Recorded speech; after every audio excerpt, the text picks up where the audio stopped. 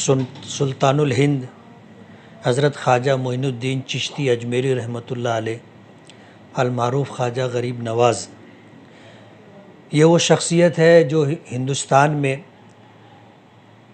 ہندو، مسلم، سکھ، عیسائی تمام ہی دھرم کے ماننے والوں میں عقیدتوں کا مرکز ہے۔ ہمارا تو ایسا ماننا ہے کہ ہندوستان میں بڑی سے بڑی شخصیات، بلکہ یوں کہیے کہ ہندوستان میں جو لوگ برسر اقتدار رہے، مرکزی گورنمنٹ کے وزراء، پرائم منسٹر، دیگر سیاسی پارٹیوں کے تمام لوگ وقتاً فوقتاً وہاں جا کر کے چادر چڑھانا، عقیدتوں کا اظہار کرنا، یہ ان کا طریقہ کار رہا ہے۔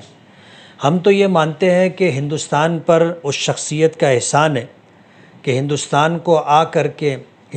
میں آ کر کے انہوں نے ہندوستان والوں کو جو کچھ دیا ہے، ماضی میں ان سے پہلے شاید کسی نے ہندوستان والوں پر وہ احسان کیا۔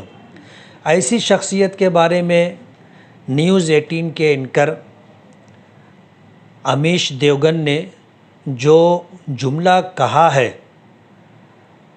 وہ کسی کے لیے بھی گوارا نہیں ہے۔ وہ ہمارے لیے تو ناقابل برداشت ہے، لیکن دوسرے دھرم کے ماننے والوں نے بھی اس کا نشید کیا ہے۔ ہم اپنی طرف سے اور ان تمام لوگوں کی طرف سے جو ہندوستان سے محبت رکھتے ہوں، ہندوستان کی تاریخ سے محبت رکھتے ہوں، ایسے تمام لوگوں کی طرف سے ہم مذمت کرتے ہیں، نشید کرتے ہیں۔ ہم نے آج میمورنڈم دیا ہے اور اس بات کا مطالبہ کیا ہے کہ سرکار اس شخص کے خلاف قانونی کارروائی کرے، سخت سے سخت سزا دے۔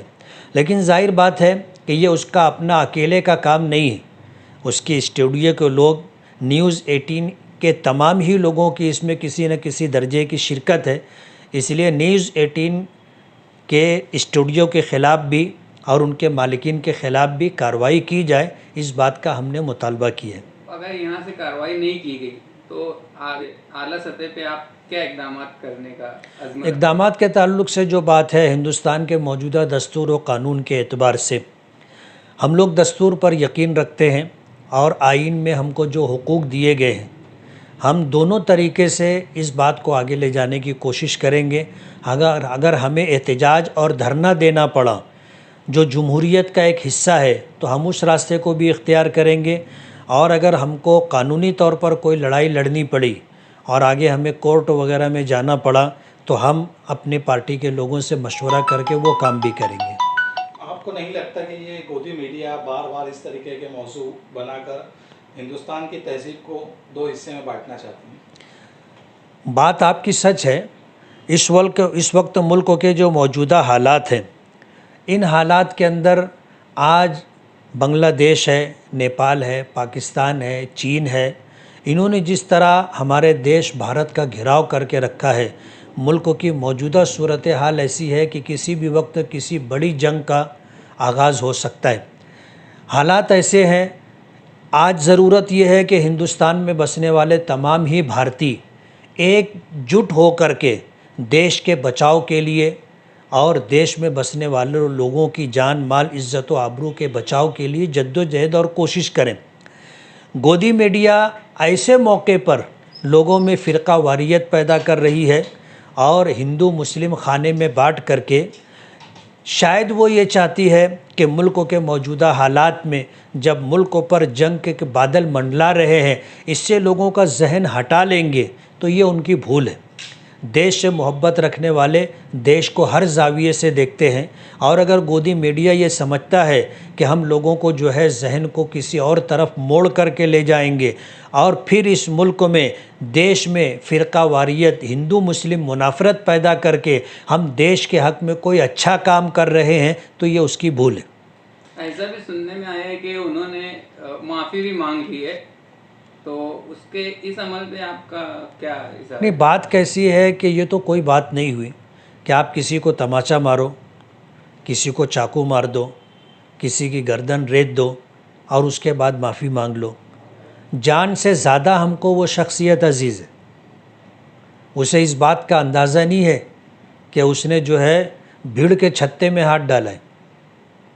ہم اپنے لیے، اپنے ماں باپ کے لیے بہت کچھ برداشت کر سکتے ہیں، لیکن ہندوستان پر جس کا احسان ہے اور مذہبی طور پر جو عقیدتوں کا مرکز ہے، صرف مسلمانوں کے لیے نہیں، تمام دھرم کے ماننے والوں کے لیے، لوگ جا کر اپنی پیشانی وہاں ٹیکتے ہیں۔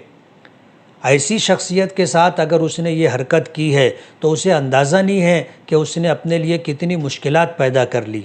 معافی مانگنا مسئلے کا حل نہیں ہے۔ حضرت کچھ بھی معاملات ہوتے ہیں تو مسلمان ہی کو کیوں ٹارگٹ کیا جاتا ہے؟ بات یہ ہے کہ مسلمانوں کو اس لیے ٹارگٹ کیا جاتا ہے کہ ہندوستان کے اندر اگر زندہ کوئی قوم ہے تو وہ مسلمان ہے۔ اپنے حق کے لیے آواز بلند کرنا اور بغیر کسی خوف کے اپنے مطالبے کو رکھنا، یہ مسلمانوں کا ہی کام ہے۔ اور ہندوستان کے اندر مسلمان کم نہیں ہے۔ سرکاری اعداد و شمار کے مطابق ہماری تعداد 22 کروڑ ہے، جبکہ ہم 30 کروڑ کے قریب ہیں، اور ہمیں اقلیت سے تعبیر کیا جاتا ہے۔ ہم ہندوستان کی دوسری بڑی اکثریت ہیں، اس لیے انہیں ہم سے ہی ڈر لگتا ہے۔ اس لیے گھوم پھر کر کے گودی میڈیا کہو یا ہندوستان سے جو لوگ نفرت کرتے ہیں اور ہندوستان کو نقصان پہنچانے کے در پہ ہیں، وہ وقتاً فوقتاً مسلمانوں کو ٹارگٹ کر کے، اسلام کو ٹارگٹ کر کے اس دیش کو نقصان پہنچانے کی کوشش کرتے ہیں۔